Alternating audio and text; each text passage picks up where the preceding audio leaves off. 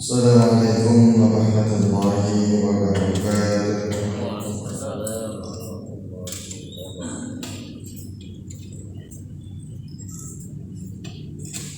Alhamdulillah nahmaduhu wa nasta'inuhu wa nastaghfiruh wa na'udzu billahi min shururi anfusina wa min sayyiati a'malina man yahdihillahu fala mudilla lahu wa man yudlil fala hadiya lahu. Asyhadu an la ilaha illallah wahdahu la syarika lahu wa asyhadu anna Muhammadan abduhu wa rasuluh.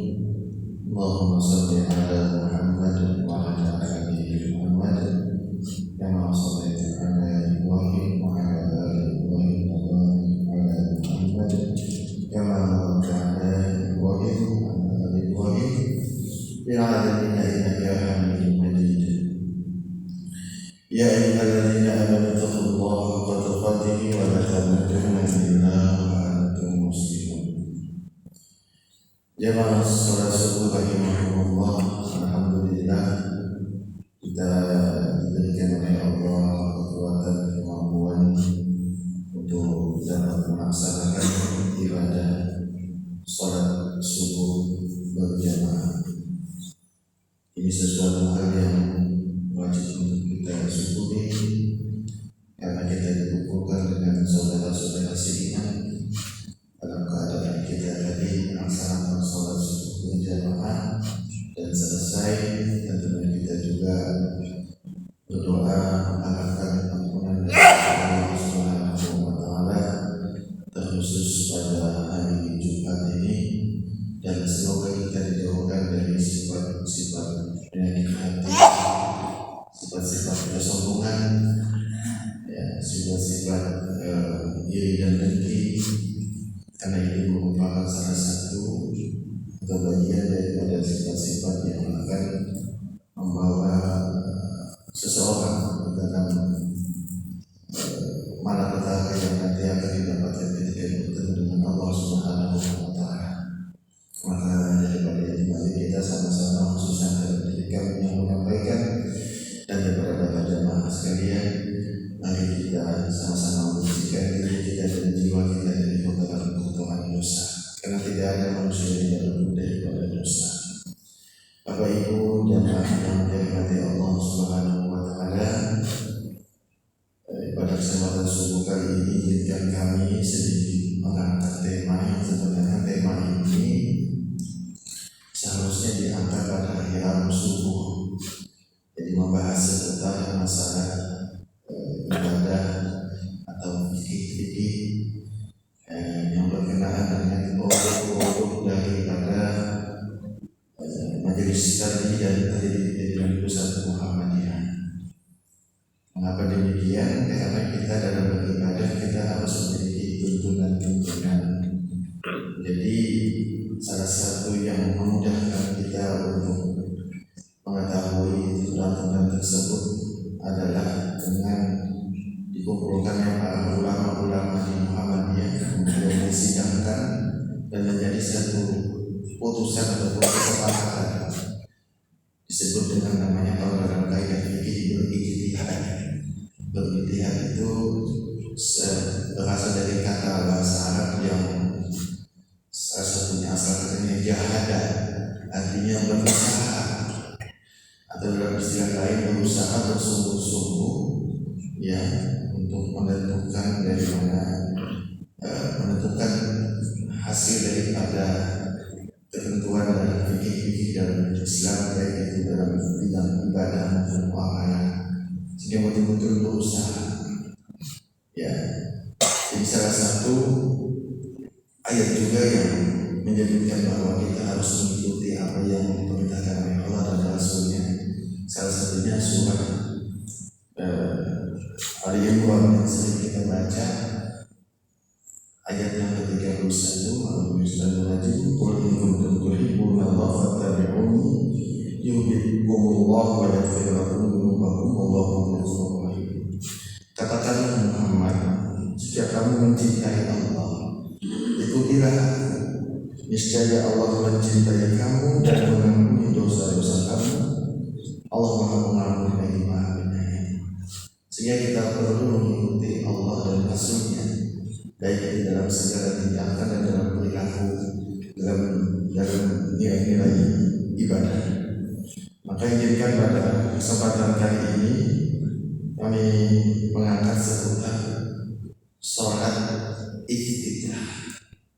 Mungkin di antara kita sudah ada yang mengenal atau mungkin sudah mengenal tapi belum mengetahui dasar hukum ataupun landasan-landasannya mengapa majelis tarjih dan tajdid pimpinan Muhammadiyah itu mengambil sikap ataupun membuat dasar ketika melaksanakan sholat lain, apakah itu sholat tarawih juga dikatakan sholat lain, yang berlain juga disunahkan untuk melaksanakan sholat iftitah.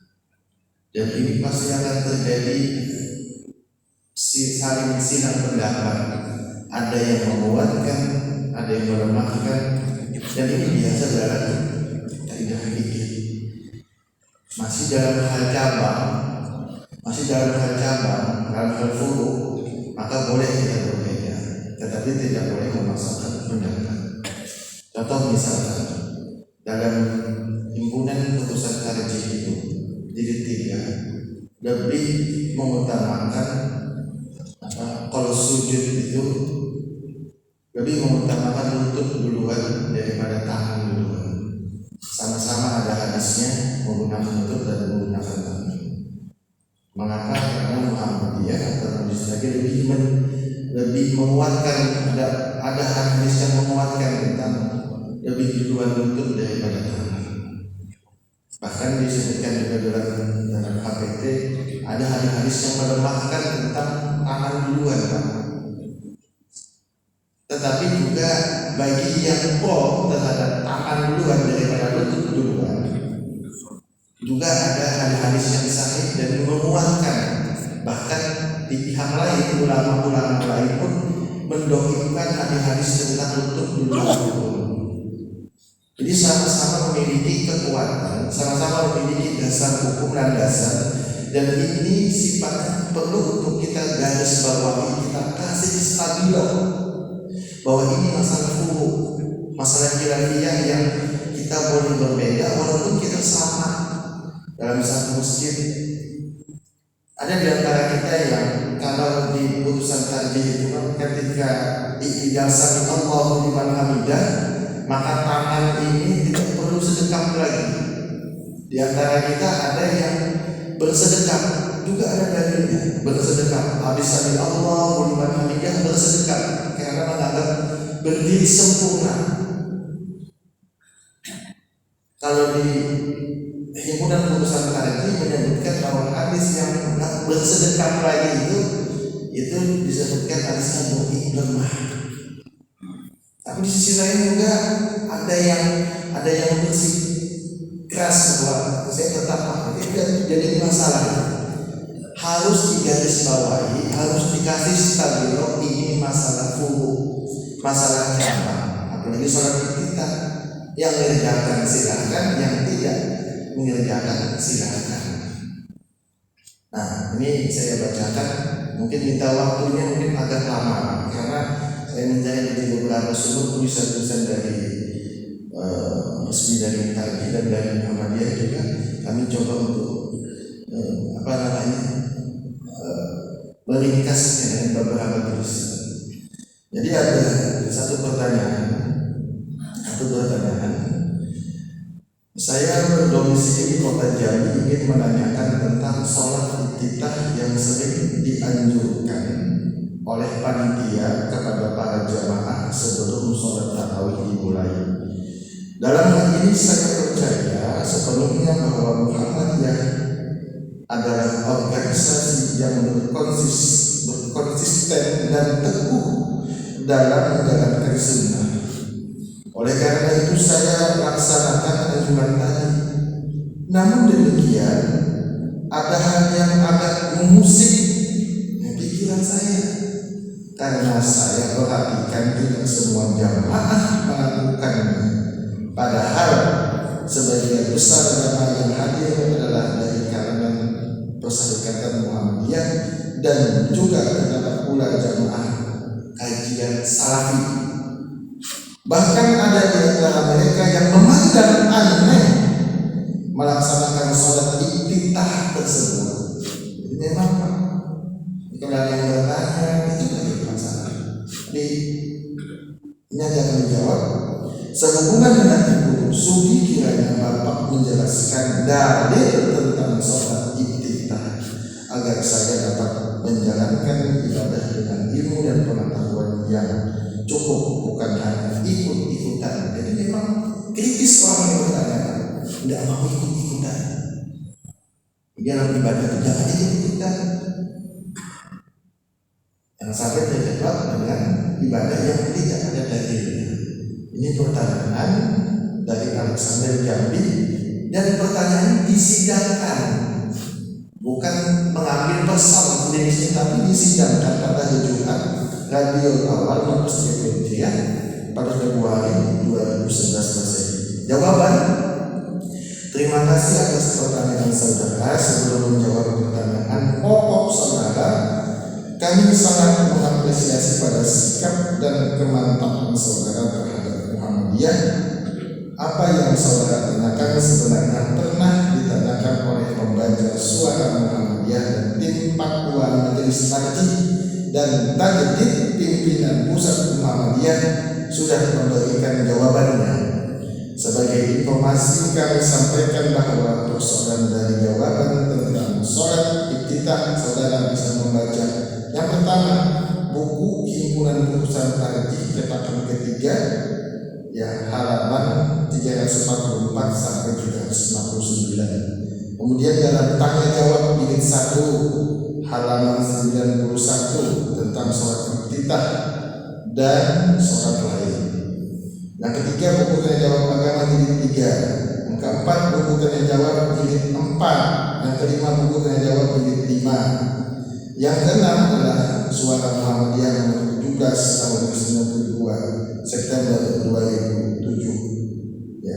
Namun demikian, berikut ini kami sampaikan beberapa dalil yang berkaitan dengan sholat iftitah sebagai berikut. An Aisyah qalat kana Rasulullah sallallahu alaihi wasallam. Ini hadis Nabi.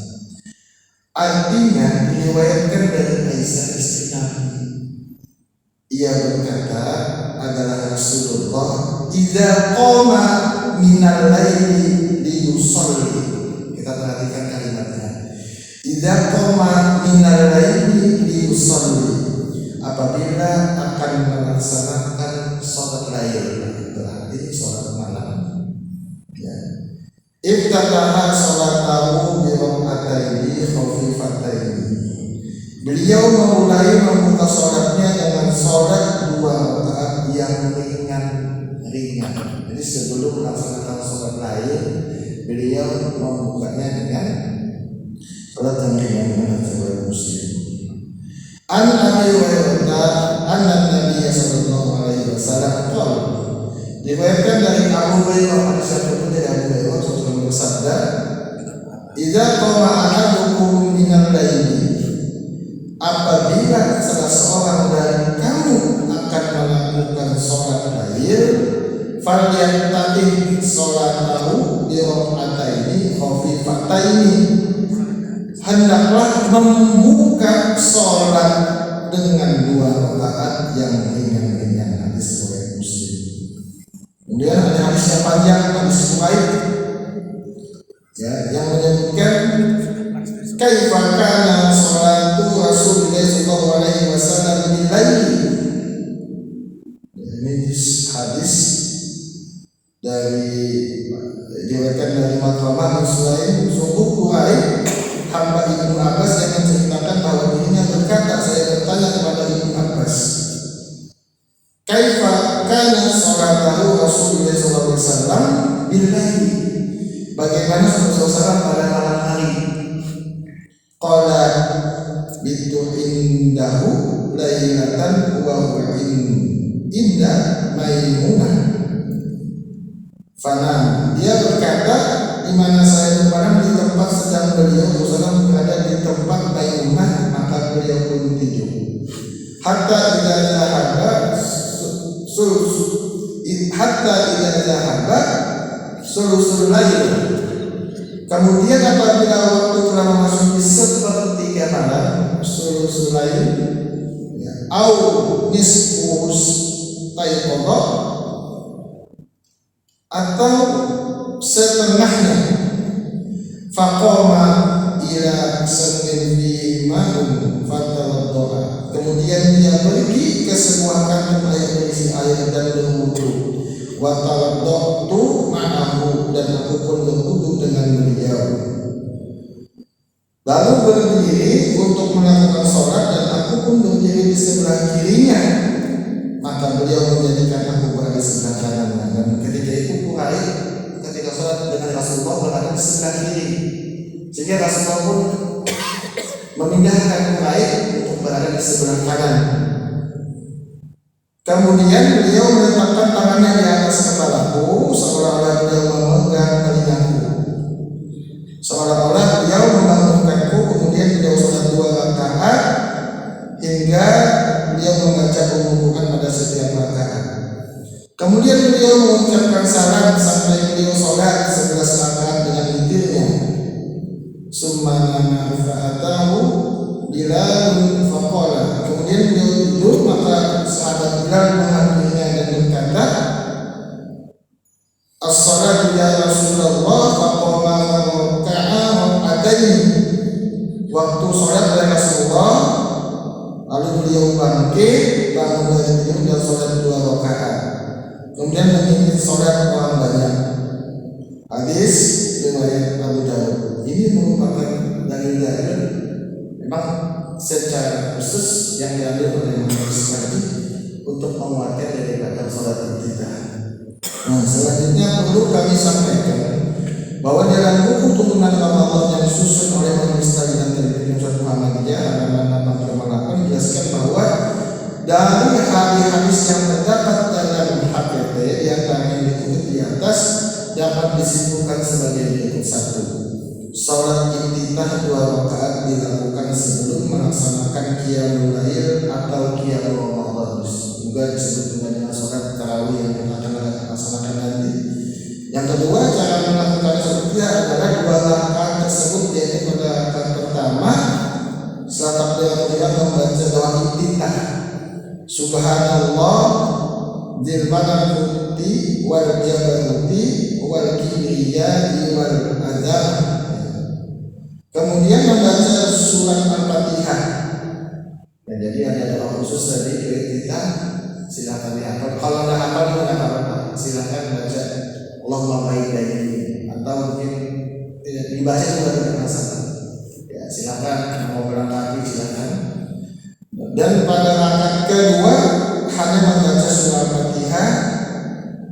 Dalam 2 rakaat dalam sholat iftitah hanya membaca Al-Fatihah, tidak membaca surat lain. Demikian dalil dan penjelasan singkat tentang sholat iftitah tersebut dari Majelis Ta'lim dan Penyusun.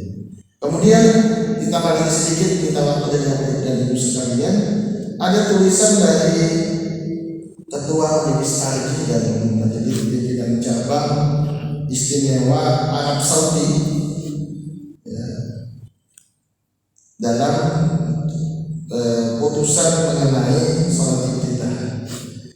Wassalli qablaha raka'ataini khafifataini. Ini dalam kumpulan tadi tulis, dan kerjakanlah sebelum itu 2 rakaat singkat. Ini dalam hadis.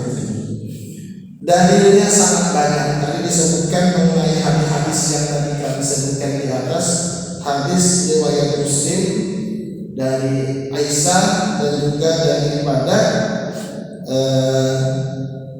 Abu Hurairah, dan juga daripada hadis Quraib tadi.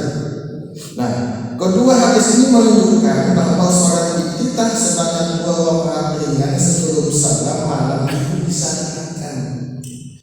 Kalau masalah Sahih Muslim, Al-Qadiyah seorang ulama. Jadi kita tidak boleh juga menafsirkan hadis itu berdasarkan pemahaman kita sendiri. Jadi ada ulama juga dalam masalah hadis hadis seorang ulama Al-Qadi yang wafat tahun 544 Hijriah menyatakan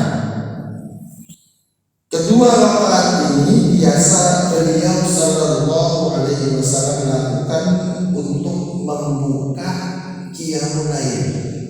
Jadi salat kita itu dibuka biasa Rasulullah lakukan pada saat qiyamul lail. Ini disarah oleh Al-Qadiyah seorang ulama. Kemudian siapa lagi ulama yang mendukung salat iftitah? Al-Imam An-Nawawi. Al-Imam An-Nawawi seorang ulama, itu ada juga kitabnya Hadis Arba'in, ada 40 hadis ya, yang terkenal.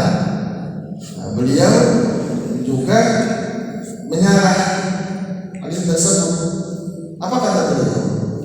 Disunahkan sholat malam dibuka dengan 2 rakaat yang ringan.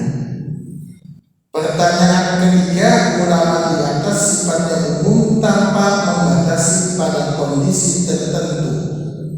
Ulama pun sepakat bahwa didahului tidur atau tidak. Kami ulangi, ulama pun sepakat bahwa didahului tidur atau tidak. Sholat malam tetaplah disebut sholat lail atau qiyamul lail atau sholat tarawih yang kita laksanakan, karena tidak dimulai dengan itu. Kalau mengikuti Rasulullah ya tengah malam atau didahului dengan itu yang lebih afdal. Cuma karena kita ingin bersama-sama mencari kebersamaan jamaah, sehingga dilakukanlah sholat tarawih itu di awal waktu. Muhammadiyah juga memahami bahwa kesunahan ini berlaku kapanpun qiyamul lail, qiyam Ramadan, sholat malam, tarawih itu dikerjakan di awal malam langsung selepas isya, di pertengahan malam ataupun di akhir malam. Karena berdasarkan dari pendapat ulama tadi ya, sehabis tidur maupun tidak sehabis tidur di bulan Ramadan ataupun di luar bulan Ramadan. Dalam HPT dituliskan ya, hendaknya engkau kerjakan sholat malam itu di awal malam, di pertengahan malam, dan atau di akhir malam dan akhir malam. Malam lebih utama. Memang kesunahan sholat iftitah ini penting disosialisasikan dengan jelas dalam rangka menghidupkan sunnah. Jadi tak sedikit masyarakat, bahkan warga persyarikatan yang belum yakin mengamalkannya. Tak heran tidak kurang dari 12 fatwa telah ditulis oleh Muhammadiyah berkenaan dengannya. Umumnya, jadi beliau menulis juga, umumnya titik keraguannya adalah berkenaan dengan kesunahan sholat iftitah dalam qiyam Ramadan atau dalam sholat tarawih yang dilakukan langsung seusai sholat isya.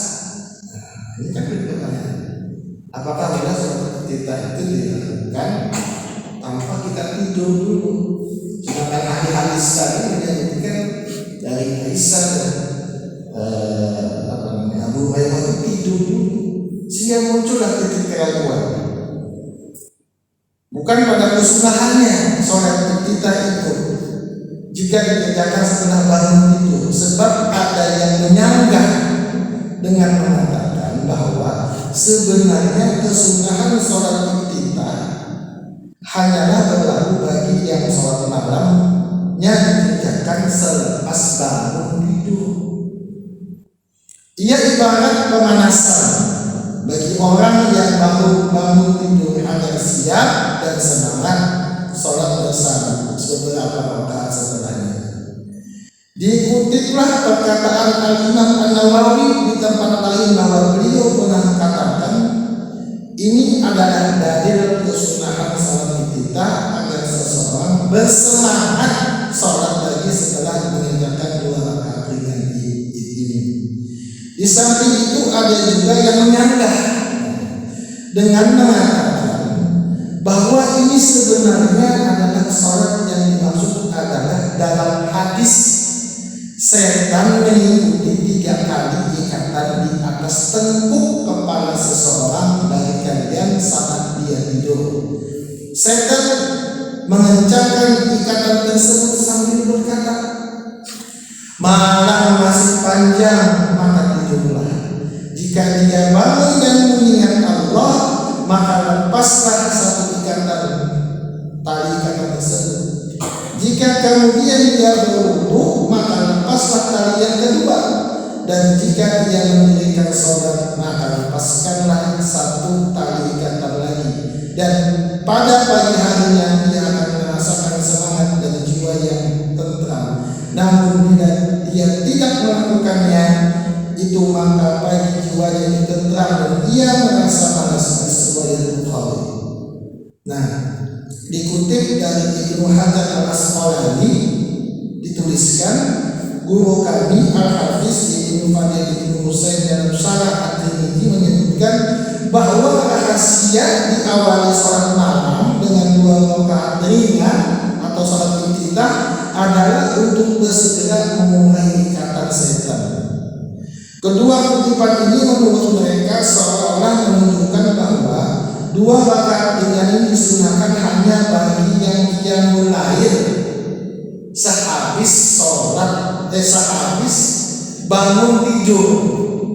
Adapun bagi yang mengerjakan qiyamul lail langsung seperti kita habis sholat isya, kemudian dia ada jeda ceramah sekitar 10 menit, ya. Sehabis isya, bahkan sehabis ba'da isya, maka dia tidak butuh pemanasan dalam sholat iftitah lagi, sebab dia sudah panas.